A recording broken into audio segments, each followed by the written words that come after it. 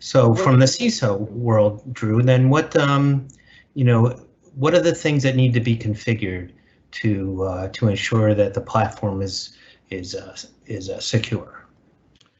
So there are a few key things that we want to be concerned about. We want to be concerned about data and how data is encrypted. We definitely want to consider multi-factor and when it's appropriate to make sure that a user has an additional authentication factor. We need to look a little bit about monitoring, attachments, links. These are all very much like email, and in fact, integrated with Exchange, where you want to consider some of the risks and some of the threat landscape and turn on the appropriate policies, both in terms of the way that you configure Teams, as well as the way that you configure the rest of Azure, for example, your conditional access. So let me pop over here to my home page. Can you see my home page? Looks good, Drew. All right, so the first thing that you'll notice is that on your Office 365 homepage, you need to figure out how to get to Teams settings. So if you're an administrator, you'll be able to go to Admin and then Show All, and there'll be a link down here in the Admin Center to Teams.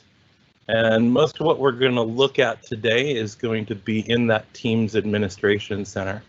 So there's a few things that you want to be concerned about. The first you want to be concerned about is, are you getting the right identity information? So am I getting the right teams and the right groups coming in from my Office 365 groups?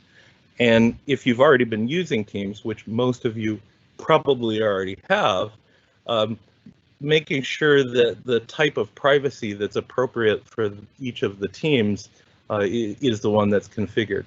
You can go a lot deeper here. I'm not going to go totally into identity, but I can tell you that if there's one thing that is a prerequisite, it's making sure that at least you know where your identities are and that they're going to map up well with the things that you need to protect in Teams.